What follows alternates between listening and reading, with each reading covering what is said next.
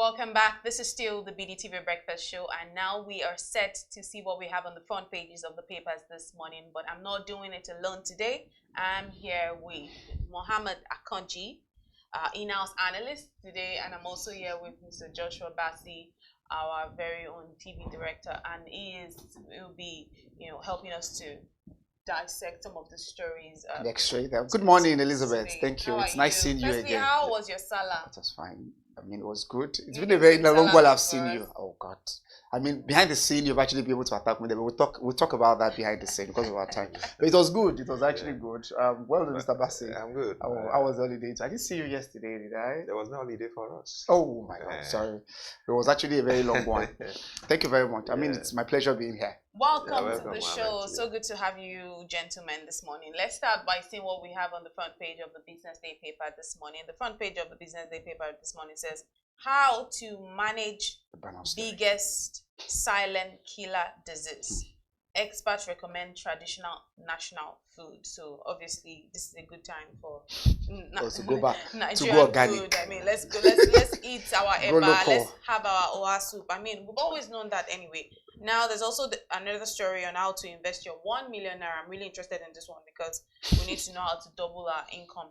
And then there's another one that says soldiers left behind as defense budget swells. Then there's also another story on page 31 that says Sanlam Alliance merged to enhance insurance operations in Nigeria, which seems like a good news for me because we know that Alliance happens to be one of the biggest insurance companies. So merging with Sanlam also seems like a good idea. But we're just going to take a quick analysis of one of these stories and then move on. Okay, thank you very much. Okay, so you allow us to be able to dive into any. Thank you very much. Maybe I mean the banner story there was actually very touching because it's a silent killer, and that is high BP, high blood pressure. A lot of people are getting down, and it's actually been a lot of people are actually, bogged down, or people are actually dropping dead as a result of this disease. You can just be walking on the street, even early in the morning, somebody that is well dressed was just standing in the street and will just collapse, slump, and die. And the next day was, he had high BP, he had his the sugar level is quite low, or that the blood pressure is high and things like that. But the question there is, it has been attributed to our lifestyle. And I'm sure that's how you're able to mention what the expert have actually recommended, the kind of lifestyle and the hustling and the bustling nature of what we do in the nation at the moment maybe made us predisposed, a lot of us, to those challenges.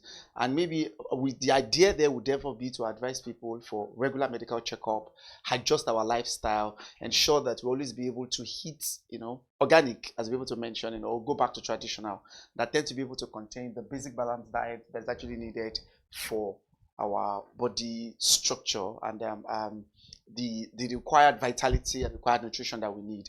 I think they're actually available in the food. And the other thing I want to talk about there was maybe the Sanlam and Alliance merger.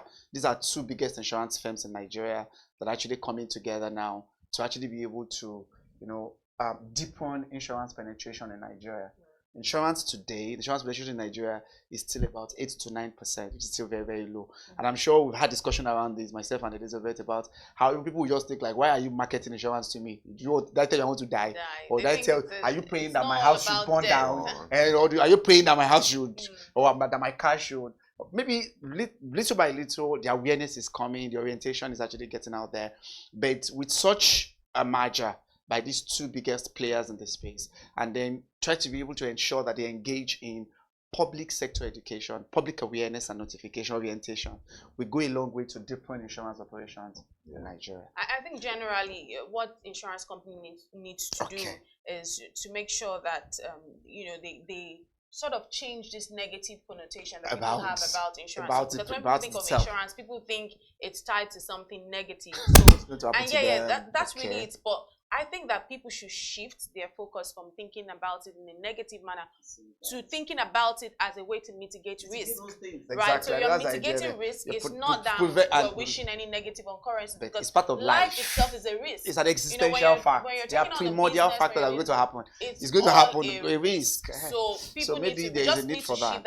And then the insurance company. So I'm hoping that with Sanlam and Alliance moving with the likes of Sanlam and all of that, I'm hoping that they do more, they make it more appealing. You know how what marketing should do is, marketing needs let to people be buy what they that otherwise would have bought. Feel like I want to do this. I have to do this thing. thing. Enjoy it. Exactly. That's what the likes of the Coke, some of these beverage brands do too. And then insurance has to find a way to move this thing to make it look like, oh my god, if my phone, if I don't insure, if I don't get it, something's gonna happen. No, okay. That's still negative. I don't know, like they have to make I needed to be in like, it. Oh, I want to. Okay. I love my phone so much, so this I need to ensure that it's always available to me at any point in time. Create a different mindset. But let's move to the next paper we have today, and that's what I'm going to have Mr. Joshua come in. Let's look at what we have on the Vanguard paper this morning very quickly. Now it says the banner page here says talking about President Tinubu commissioning the Maitama Gishiri Bridge in Katampe and the Mabushi Link roads today. And today we're talking about that bridge. Yesterday it was about the International Conference Center. Then on the top left-hand side says PDP leaders divided over Wike's proposition for Southern presidency. Party risk becoming a carcass, and this is according to Fayoshe. We will respond appropriately. This is from the PDP. Now there's another story on page 9 that says, don't listen to BC bodies, bystanders. Tinubu counsels Wike. And then there's the final story, a report on page 19 that says federal government's plan for fresh $5 billion oil bank loan hampered by low price. Which of these stories do you want to take a quick stab at this morning? Thought about the story where Mr. President was listen to, and then of course the commissioning. I think, which is one of the ministers in the president's cabinet that we cannot, whisk away. You cannot whisk away. You like him, you love him, whatever it is. When it comes to performance, you can't take it away from him. You have to give it to him. Yes, give it to him. A lot is being done in Abuja in terms of infrastructural development. A lot of that. So we've been seeing, I think they have like 6 projects or 6 or 7 projects they will commission. Every day they will be commissioning in Abuja of one project or the other that the weekly has embarked upon. So fine, we give it to him. We pray to see more of that, and we really pray that other ministers too can, get into the kind of thing that Wike is doing. So such that whatever portfolio has been given to you in any cabinet, whether at the state level, at the federal level, you are expected to use it to do something to affect life. And I think that's what Wike is doing. Apart from his all these political that's another kettle of fish. That's another kettle of fish. But in terms of delivering the assignment expected, I think he's doing that in addition to other things that he's doing. So we give it to him. But again, there's something I need to talk about that and this is my personal view. Renaming the International Conference Center in Abuja after Mr. President. I think that for me, we should begin to run away from this kind of a thing. I mean, that way we're only just renovated. It's not as if it's built. It was built afresh. It's not built afresh. It's not from ground up, but just a renovation. We've had several presidents, who have come and gone, and that place has remained International Conference Center. But under Wike and President Tinubu, we've seen it renamed after the president. I don't think we really need this kind of a thing. You know one thing, Mr. Everything shouldn't be named after. But my question was even like, because it still is the sitting president. It's in office. So why rename this thing after Mr. President? So that was my worry as well. Because 2 things. Don't forget, this ICC is what is used to be able to announce presidential elections. Yes. INEC use it for election. General elections. The announcement of the result is done at ICC. ECOWAS conference is done at ICC. So if the president, because my concern is the president likely will run in 2027, and INEC will have the power to be in your building, name after you, announcing an election if it goes the other way around.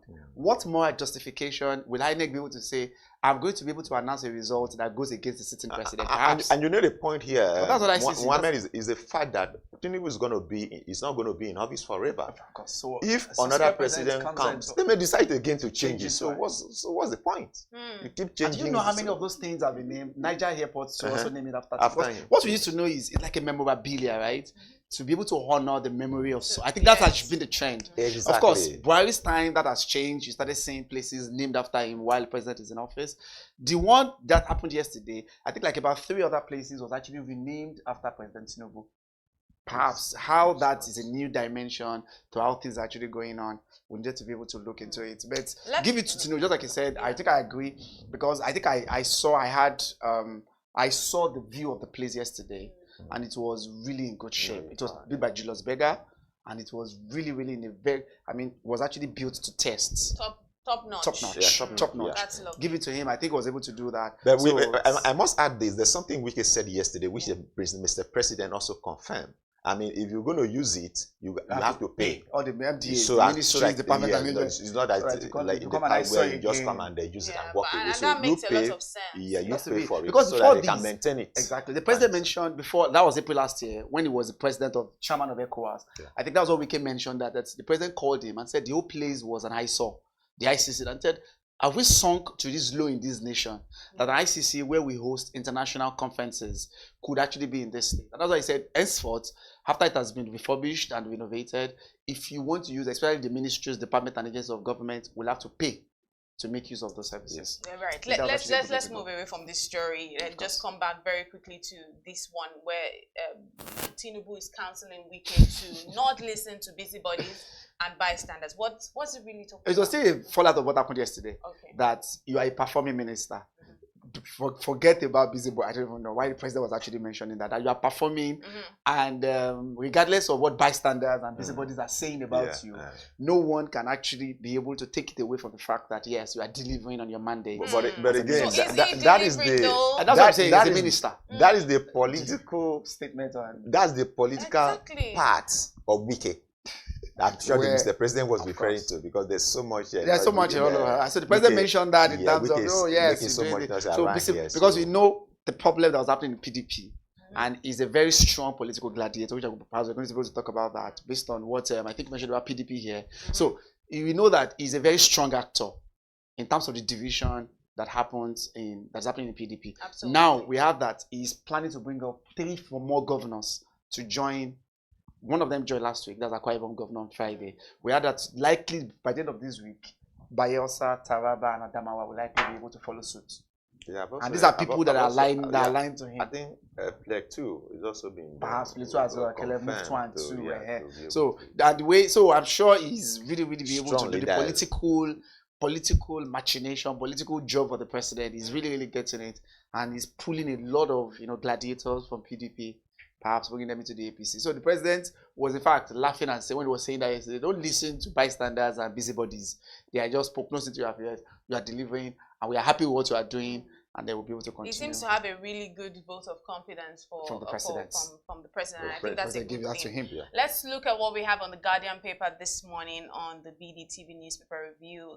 The Guardian newspaper always has a very interesting spread. So the big story here says less than 30% public schools have computer labs and ICT savvy pupils. Now, just a little bit of infographic here. It says 65% of secondary schools in the country lack fictional libraries, and 90% do not have computer laboratories. Now, 28.7% of senior secondary students have basic computer proficiency. Also talking about 72% of educators lacking digital training, and then 7% of Nigerians between 15 and 24 have ICT skills. Now, let's move to the page 3. On top left-hand side, it says, days of electoral impunity is over, Obi declares. And then on page 3, it says, Senate to change presidential inauguration venue and mandate June 12 address. Now, the news on page 3 says 150,000 cases of babies born with sickle cell disease yearly in Nigeria, and I think that's truly alarming. And then still talking about the busybodies and bystanders, Tinubu, Wike. Now, Knox trail Wike stakeholders meeting as PDP crisis deepens. We've spoken on that. Then speaking on June 12, says Lamido urges Tinubu to immortalize Humphrey Nwosu. This is news that continues on page 5 of the Guardian newspaper. And then World Bank is bullish on Nigerian economy, marks up growth forecast to 3.6%, and this continues on page 15. Yes, really bullish. And then on page 29, we're talking about the death and the people who died in Plateau State. 58 killed, 31 injured, and 15,000 people displaced in 6 weeks. That is truly alarming. And then finally it says power outage plunges Adamawa, Borno, Taraba, Yobe in darkness. Lagos also in darkness. I don't know. I think Lagos is the past, maybe part. Because here now everything has actually gone. The whole place was a blanket blackout. Okay, there are two stories that I would like to quickly speak on. Is the lead story that talked about that 30%, just 30% of schools in Nigeria, so that story for me is so significant, and it speaks to what we saw. For instance, the jam exercise that we saw, what happened, and of course, don't forget that WAEC is also talking about starting a computer-based examination. So it brings the picture to you to really see how badly we are doing in terms of computer literacy. You understand? And then we're talking about public schools here, and I've always made this argument that look beyond cities where we have some semblance of computer literacy. And don't also forget that majority of Nigerians live in the rural areas. And so that's where you have, it also means that we have majority of Nigerian students, studying in the rural areas. And we are talking about public schools here. If public schools don't have computers, if public schools don't have, 70% of them don't have, and then we are setting exam for students, CBT, so then it is not surprising. A lot of time we see mass failure, as we saw the last time that JAM conducted, and of course we are also talking about here while also considering CBT. So it means that perhaps we need to do first thing first. And what's that? For me, first thing first is that government should be able to fund public school and then make sure that both the teachers, the students, the facility or the infrastructure that are required to make students and teachers themselves computer literate. Okay, that should be put in place first before we begin to. Much as I really want that we should transit to modern day, computer literacy and all of that. But we have to start from somewhere. We can't just come from the middle of nowhere and say, okay, yeah, we're going to do exam in the, student must do computer-based examination, whereas they don't have the computer skill to be able to do that examination. So I think that this is where government needs to do a lot of work. Because just to get there, 2027 is the deadline for all exams in Nigeria, external exams, to move to computer-based. That's the target. All of them have to be able to do that. So we are still having teaching problems. Yes. I'm talking about that. It's like you're just able to align that. By 2027 is the deadline for all to less than 30%. The percentage is actually it's staggering. It's staggering. So it means that we need to do a lot of work there. But the other story I also want to quickly talk about on the front page of The Guardian is where the Senate is proposing that Mr. President is going to, the inaugural presidential inauguration will now be taking place within the confines of the National Assembly and no longer at the Eagle Square, which we have been used to all these years. For me, seriously, where the venue of the presidential inauguration is not what matters to me. And it is not what matters to Nigeria. It is the message that the president brings on his inauguration day, and the commitment of the president to following through the message and the promises. That's what matters to me. If the president, if he can address us from his bedroom. It doesn't matter to Nigerians, really, if you ask me. It is the message that he brings. It is the commitment to delivering on that message upon his inauguration that matters to Nigerians. So whether they do it within the confines of the National Assembly or whether it is Eagle Square, wherever it is, what matters to Nigeria and what Nigerians are looking forward to seeing is that when the president is eventually inaugurated, he gets into office and begin to deliver on those his campaign promises. For me, that's what is important. It's not where. It's not the venue where the president is. Or the June 12 address as well. I can't be able to agree less with you. I very much agree. But let me just talk about two stories as well there. I think it's the World Bank, the World Bank projections about our growth. It's and perhaps this is what the president will see and say that yes, we have turned around the corner. Some of us are still believing that we have not turned that corner yet. maybe we've been able to get a hang of the problem, but that the economy has turned the corner. But look at what World Bank reported from their report yesterday. They became a bit bullish on Nigeria's growth. So IMF predicted that the growth this year will be 3.3%. And they too predicted 3.4%. That's our GDP growth this year. But their latest revision show that based on what they have seen and some of the indicators, they revised it by 0.2 basis point further. So saying that we are likely going to be able to grow by 3.6%. So that is an indicator that perhaps maybe we're on the right track to actually be able to get to the promised land. Perhaps this is what World Bank is saying. And based on the economic indicators that are looking on ground, the economy will likely be able to hit that promised land. At the end of the day, we'll likely be able to get there. And then the final story I think I would like to talk about there was the issue about electoral impunity that the former presidential candidate spoke about. And then I think he has actually been at the vanguard, at the forefront of that. We all know a whole lot of impunity that pervade our election in this nation. It's a trite that we all know that. And then because I know the question on Arise was on Arise TV over the weekend. I was even ask him about that. How do you think you need to be able to go about that? And it's still about, people should defend their vote.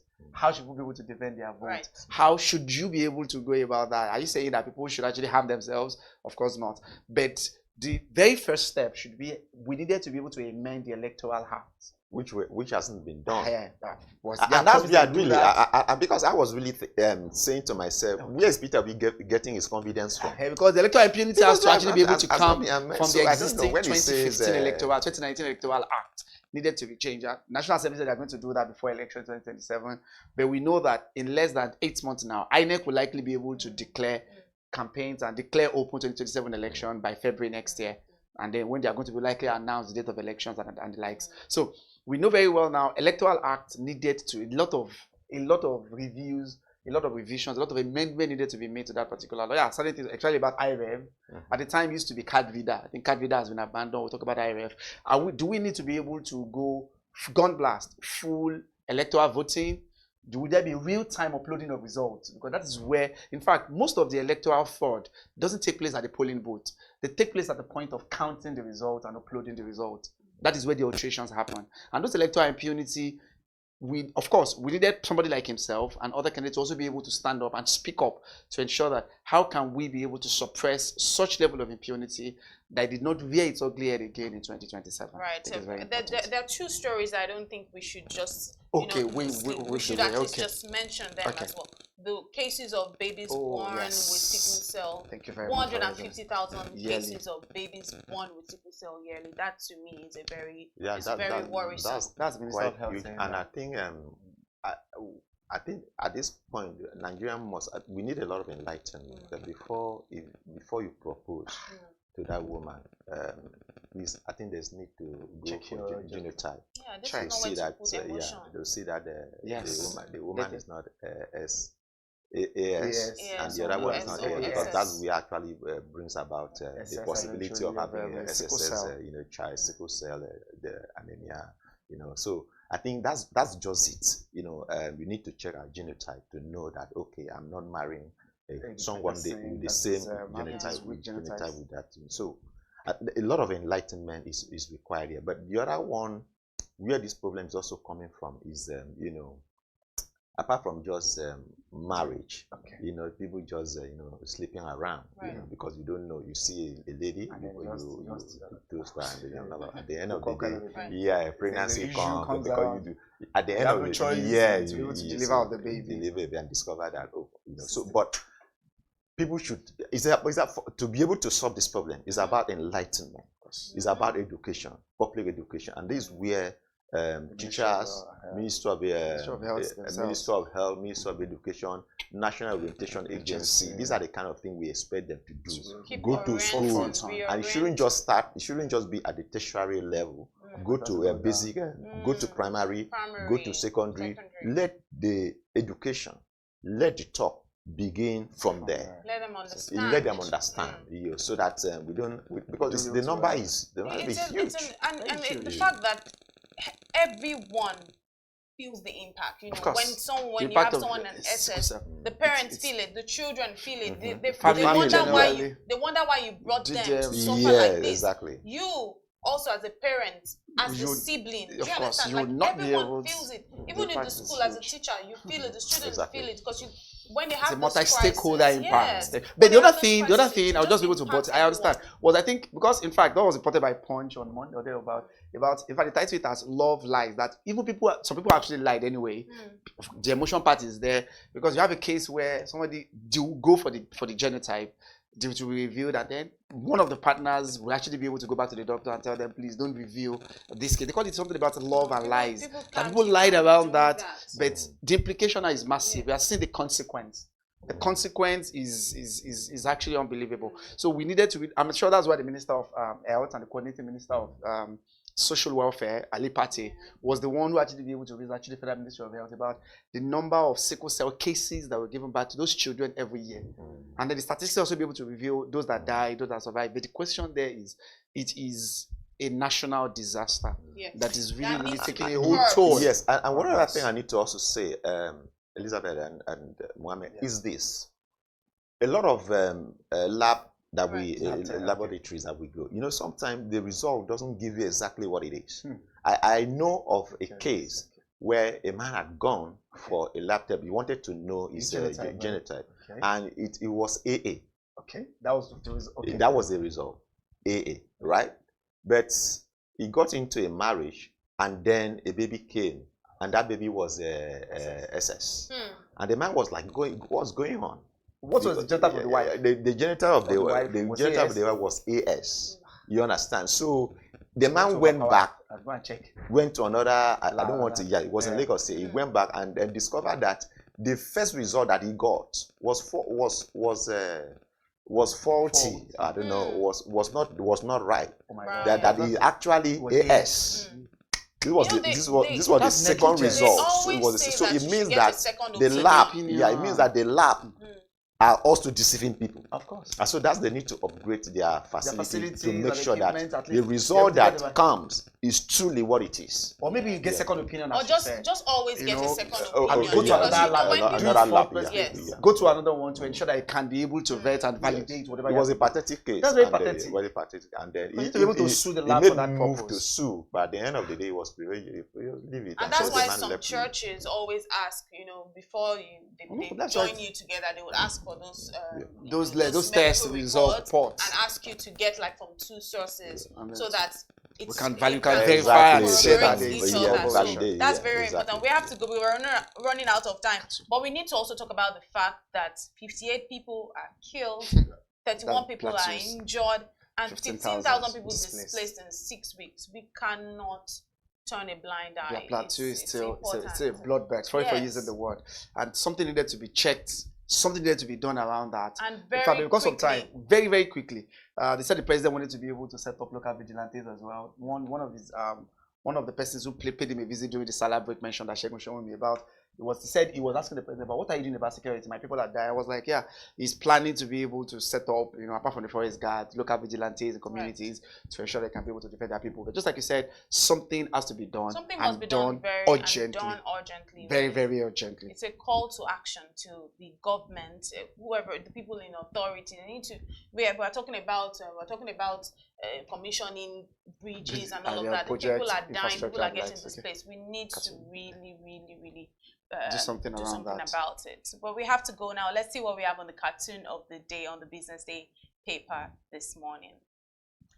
That's the cartoon of the day, and it's just speaking on what we're talking about, like the priorities that the misplaced priorities, the misplaced priorities, so to speak. So that is an image of supposedly the president, yes, and then we see chess right. Chess pieces, right? Yes, and then it says opening move. Capture subsidy. What's next? Subsidy is gone. Subsidy is gone. Okay. That's.